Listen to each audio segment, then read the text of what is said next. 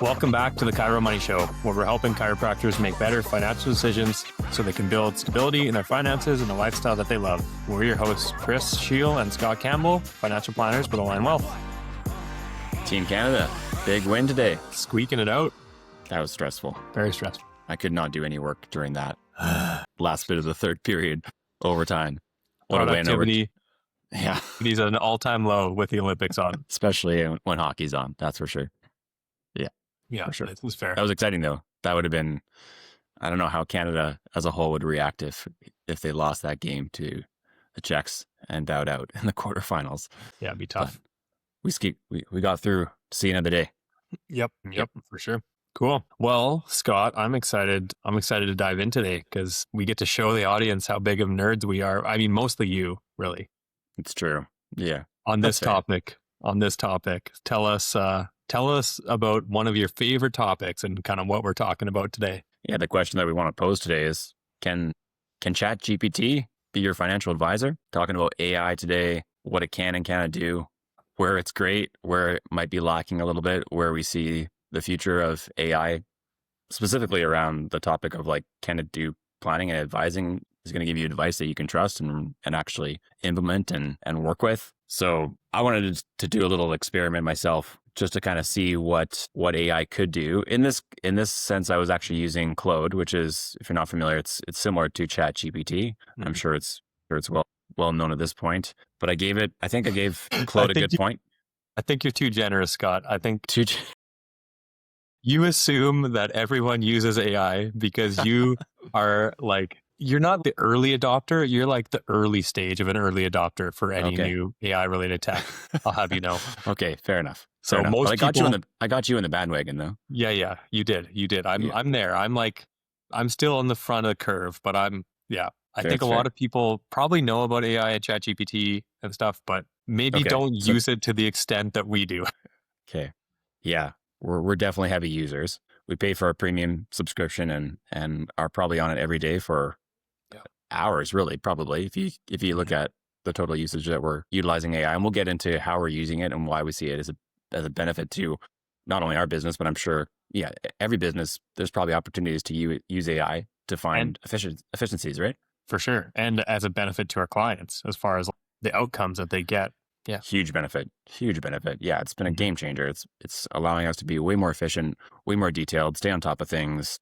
Don't miss any of the little details. I couldn't imagine now not having it being a major part of our day-to-day operations. But the question really that we wanted to dive into today is, can AI replace your financial advisor if you have one? Or if you're considering hiring a financial advisor, you might be thinking, well, I can just use ChatGPT. I'm sure everyone listening, maybe not everyone, but I'm sure a lot of people listening have at one point typed in some sort of financial question, used it as a search engine to ask maybe it's a high level question on finance. Maybe it's more detailed. We've heard this a number of times, even from clients that are working with us still. They're paying for advice. They're still going to ChatGPT sometimes to ask a personal finance question, right? I actually love that when a client says, I already asked this to ChatGPT, but I'm curious to hear what you guys have to say. I love that when that comes up. Yeah, for sure. Yep. So tell us which angle you took with this. Like, obviously you wanted to hear kind of some response from ChatGPT as to what kind of advice they would give. So paint the picture for us. What's the setup? What's the scenario? Yeah, wanted to do a little bit of an experiment, so to speak, to see what the output would be if we actually truly went to an AI. It's referred to as a large language model, right? So it's pulling in information from all over the interwebs to give you the best response it thinks that it can give you, right? But you have to give it a prompt too. You probably all have heard of like how your output is directly tied to how well you can prompt AI to give you the right output that you're looking for. So in this particular case, I tried to do my best to I basically said, all right, AI, you need to act as one of the best financial planners in Canada. You're a CFP. You have deep expertise in taxes and investments and insurance and estate planning. I'm a chiropractor. I own a business. I need you to interview me and ask me all the questions that you think that you need to ask me to best understand me to deliver a real financial plan with real recommendations. So that was the starting point. Mm-hmm. Cool.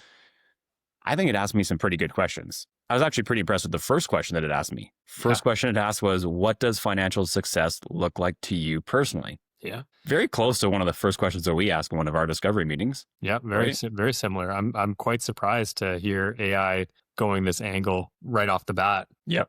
We had to put a bit of an asterisk here because I've noticed this when you're using a tool like ChatGPT or Claude or whatever large language model that you're using, it's also referencing all your previous history, your memory on that tool. So that question could have been put in front of me based on how we've used AI previously, and it's pulling from that information as well. So that might not be the same question that I might ask someone who's never asked their large language model AI a question about personal finance. Yeah, but that's a I good liked point. it as a first question. Yeah, for sure. Yeah. There's a reason we like it as a first question. It's pulling from our data and using what it knows about us. Yeah. So it's probably fair to say that like if anybody else goes and enters the same question into ChatGPT, they're likely to get a different answer. Yeah. Absolutely. It's never going to be the same. I think we just need to make sure we talk about that, Scott, because you assume that everybody knows that, but maybe not, right? Yeah, that's about very, very fair point. Yeah. So I answered all these questions kind of one by one. I put myself in a situation where I'm a chiropractor, I'm a business owner. Let's just start feeding it a typical scenario. But it asked me some of the other great questions. Like it wanted to know how old I was, family situation, do I have a spouse? Do they have an income?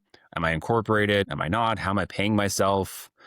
Are there any investments inside the corporation? Then it switched gears a bit into trying to understand the business, what my monthly overhead expenses were. Do I understand my financial statements? Another question where it's like, is that based on our past history of asking questions to our tool? Would that be asked to everyone? Do you own a home? Do you have a mortgage? Tell us about your investments. How much do you have? Where are they located? Do you have any insurance? What type, etc.?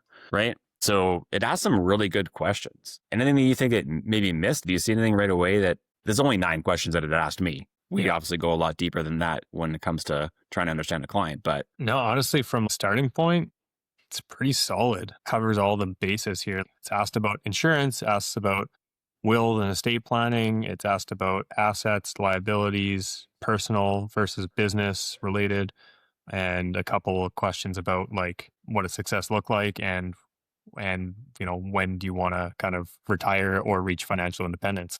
It's a pretty strong starting point. Yeah, it's great. So I painted the scenario for AI, gave it some information. I'm 39 years old. I got a wife, couple kids. I'm incorporated. My practice is here in Edmonton. I've been in practice for 5 years. Gave it an estimate of what my gross revenue is, around $500,000 a year. It asked me what my overhead was. I said, "Oh, I'm not really sure." That's what we usually hear from most of our newer clients. Like, it's somewhere around this amount. So I said between $22,000 and $27,000 a month in overhead. I pay myself a bit of salary and some dividends from my business. I take what I need month to month from the business as well. Shared a bit about my assets. Like I have a home worth $600,000. There's still a mortgage on it. Here's the value of my RSPs, TFSAs, RESP. Things like that, right? I answered all the questions the way it asked me.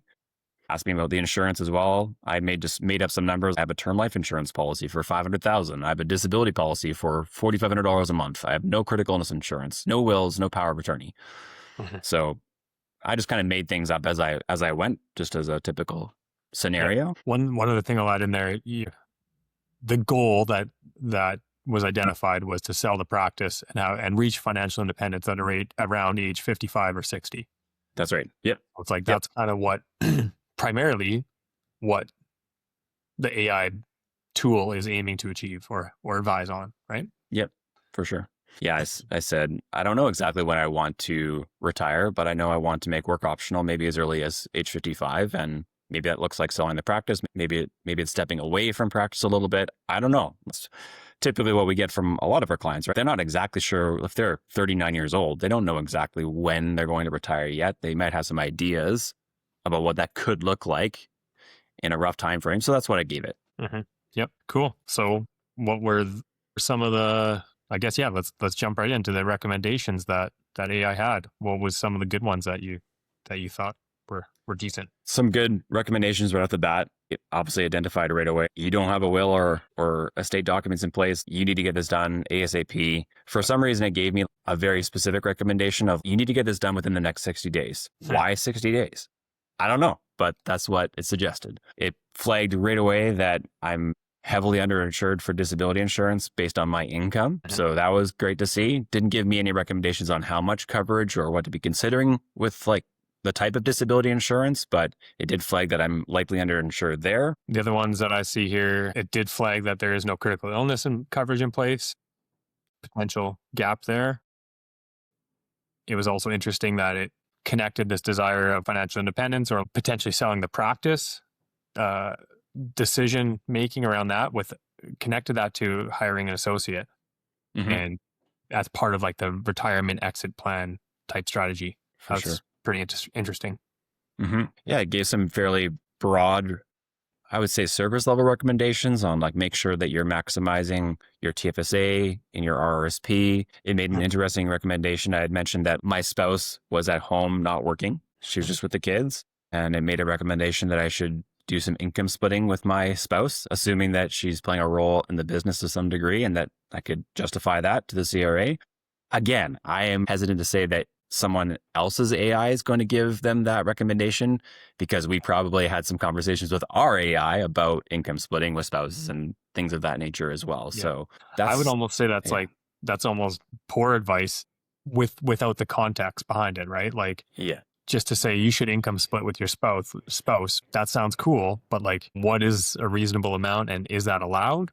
Or what are the rules around that? Yeah, for sure. A few other things that I mentioned, optimizing salary and dividend mix of like how you're paid from your corporation. Again, it sounded great in theory, but no real substance behind like why optimize salary dividend? Like, what does that look like? What does that mean? What does that mean? How's that going to impact you? What are the amounts that you should be considering? Just optimize your salary dividend mix. Okay. Now what? Yeah. I'd be curious to know on some of these, it'd be interesting to see if you then took that further and say, okay, you made this recommendation. What would you suggest as a starting point for this? For sure. You could go deeper. The first level of questions. I'm curious what the second, third, fourth level questions, what level of detail and accuracy we could get to at that point. But maybe that's for a different episode. Well, it brings up a valid point. Like you mentioned, like at the end of the day, AI in itself it's a really great thought partner. You could have continue the conversation and ask more follow-up questions. Why did he recommend this? Ask me some more clarifying questions. I agree with this, but I don't agree with this. Like, can you explain this further to me? I'm sure as you dig deeper and deeper and ask more and more questions, you might get a better output, but you also have to know how to ask the right questions and to identify, was that a good recommendation or not to begin with? We're coming at it from a lens of we know what it should be recommending potentially. Yeah. Or we have our view of based on our knowledge of being CFPs, like we know what we should be expecting from it. Yeah. I reference it, make a comparison here. I'm going to pick on my wife. She's mentioned this thing called that she refers to as Dr. Google. And it's essentially this AI Google tool that doctors use to look up any number of information on diseases or medications or whatever. In my hands, that tool would be useless. Like, I know nothing. It would be harmful in my hands. But because a doctor has gone through the training to become a doctor, it is a very useful tool in their hands. So I think it's just to paint the picture here of like, as a financial planner with an education and training and background and history in this, the prompts and the information, the questions we ask, all of that makes more sense to us because we have that base level of knowledge and understanding. If you're coming at this with zero level of knowledge and understanding, it's going to be really tough, I think. Yeah. Like you said, it could be in the wrong hands. You might even be able to, like, someone could potentially give it some decent prompts and get a okay output, but is that the right advice for you? Yeah. And is that advice even correct, right? We see that all the time too, where we have to proofread the output from AI to say, well, no, that's actually not correct. Like, let's question that a little bit more before we consider like putting that in front of a client or using that. Lots of situations where it kind of hallucinates or gives you incorrect information. Yeah, for sure. Yeah, a couple interesting things here that back to kind of the recommendations that ChatGPT had. The one that I think is the weirdest one here is that they suggested $500,000 of critical illness coverage. Like, where did that number come from and why? Yep. 500,000 seems way too high for this scenario that you've painted here. For the average person, that's way too much probably as well. We've never recommended someone get $500,000 of critical illness insurance ever. No, no, Yeah. Yeah. never. Yeah. And I'd be interested to say, if I hypothetically had said, yeah, I do have critical illness insurance, we both have a policy for $100,000, would it have given a different response of saying, yeah, you're covered for a decent amount, probably nothing to be too concerned about. I don't For know. sure. Comparably, I don't see any notes here on like on the life insurance side, but like you mentioned, you had $500,000 of life insurance in a term policy. It's like, Yeah. okay, that's all right. But like as a 39-year-old with 2 dependents, with a house, with a mortgage, with a practice, like that's probably not enough coverage. And Yeah. ChatGPT did not flag that either. Yeah, for sure. So what do you think, Chris? I know we only, to be fair, this is surface level. We did the first initial, here's the prompt, ask me some questions. We gave you some answers. They gave us some recommendations. We could have gone further and further about asking more and more follow-up questions. But at our first take, what's your takeaway from this? I felt like the responses were reasonable and they all could have, again, back to one of the challenges of AI. It's like all the responses seem good. Like they're presented with authority and clearly communicated. It seems like good answers across the board. But the more we dive into it, I think that's not true. I think it was about maybe 50-50. 50% of the responses were reasonable and the other 50% were maybe not reasonable. But again, there's no context here. There's not enough context here, in my opinion. I think a lot of these answers, I would, if I'm putting myself in the shoes of this couple, this chiropractor in Edmonton, I would not feel confident to make any decisions, any of these recommendations from ChatGPT. For sure. But it would have got me thinking and maybe learning the next steps or considering the next questions to ask, considering who to ask those to. Maybe it started some good conversations with my partner and I. Maybe it started some good conversations with an associate or another chiropractor I know. So I think there's still lots of positives out of it. And it like generally is still positive, but I would not feel confident to implement any of these. I agree. The point that I wanted to kind of highlight after going through this process, when I think about what we do, personal finance in general, like finance and money is personal. And when it comes to recommendations, like when people ask us financial questions, what do we typically say? Well, it depends. It depends. Yeah. The same recommendations that we'd give to this household of, a couple in their late 30s with 2 kids in a practice could look very different to the recommendations that we offer and recommend to a very similar household that might also be in their late 30s with a practice and 2 kids. They're not going to be the same. Yeah. That's where it comes down to. It depends. What are your goals? What are your values? What's your unique situation? All these things need to be taken into consideration before making recommendations. Yeah. For sure. Yeah, I think that's the biggest part that's missing is that just that extra layer of context and understanding of like your value system, your emotional state, your beliefs around money and life and what you're trying to achieve. Yeah. It's really hard to get to that level with this technology. That's like, to that point there, understanding you as a person. Think now more than ever with the introduction of AI and technology and how amazing and powerful it can be, where I feel a great financial planner can bring so much value is giving a client their dedication of time and space to ask great questions. At this point right now, it's hard for AI to replace that human connection that I feel like we have with our clients. Yeah, I completely agree. I think ultimately so much of what we do comes down to helping our clients make better financial decisions. And that's an ongoing process, right? Mm-hmm. I think that AI can help with that to some degree, but not to the same, not anywhere close to the same level. Yeah. For sure. Where do you think AI will be in 5 years from now? That's a good question. Do you think our answers will change? Yeah, I think it will. I'll be curious to listen back to this episode in 5 years from now and be like, this is what we thought at that time about how AI could potentially replace a financial advisor. I'm not naive to think that we could be completely wrong, that at one point AI could get so good where it could replace us. I'm not naive to think that couldn't be the case. As of right now, I'm not sure. I don't know. I think the technology is going to continue to improve and the outputs, the result of that is going to be increased, like improved like result for the clients or the users of that technology. But I think my overall kind of opinion on it is people will still want to deal with a human being. And for sure, even if the nature of that relationship or the amount of engagement with the human being changes over time, I think there's still like people just value that human interaction, and I don't think that can be replaced with AI. Yeah.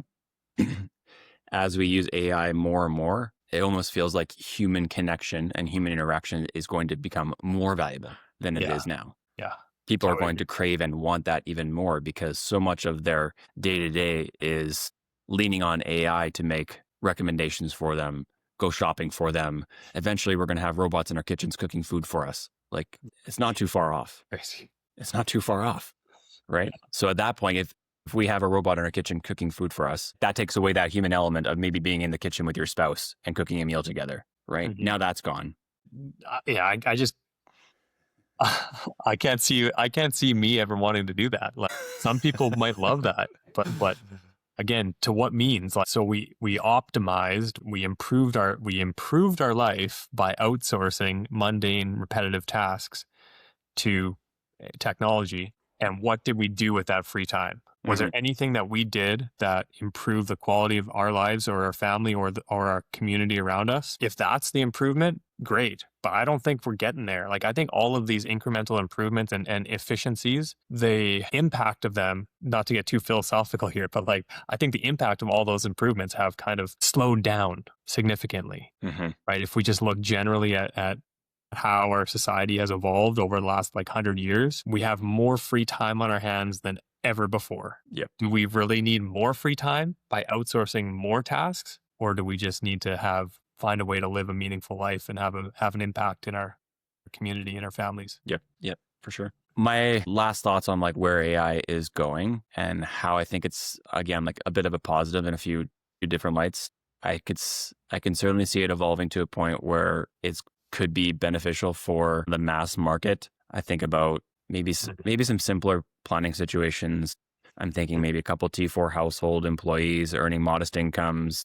They don't have a huge portfolio yet. You know, they could go pay for advice, but maybe they don't have the means to do that. I'm sure there's going to be some really great AI tools specifically made to deliver financial planning advice. Might not be perfect. Maybe it will be. I'm not sure. But it could fill a gap there, I'm sure, in the coming years. From our standpoint, and the way we see AI is it's helping us, people like Chris and I, be more efficient, be more accurate. Like, we use AI as thought partners and to organize information, and like having just an example, like to have AI now in all of our meetings to take really great notes, put together fantastic summaries, make sure that all the tasks are the responsibilities of both you and I, or our assistant Sophie, or the tasks of a client, like those are jotted out and put into the right spots to make sure that it's done. Say we saw a client 3 or 4 months ago. We quickly ask our AI agent of like, hey, we met with so-and-so 3 months ago. Can you give me a summary of what we talked about?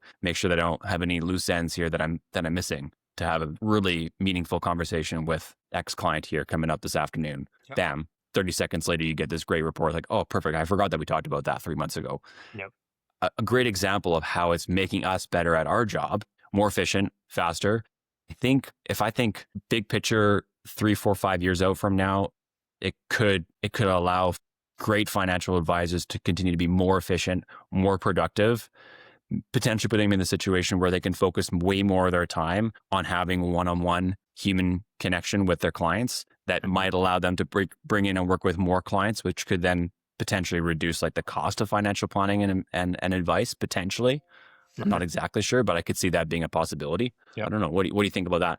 I agree with that train of thought for sure. Absolutely. It's made us more efficient. It's made us more organized, and less things are slipping through the cracks, which is great. I mean, ultimately that's what we care most about is the client and not only their outcome, but their experience of working with us. And no doubt AI has helped improve that.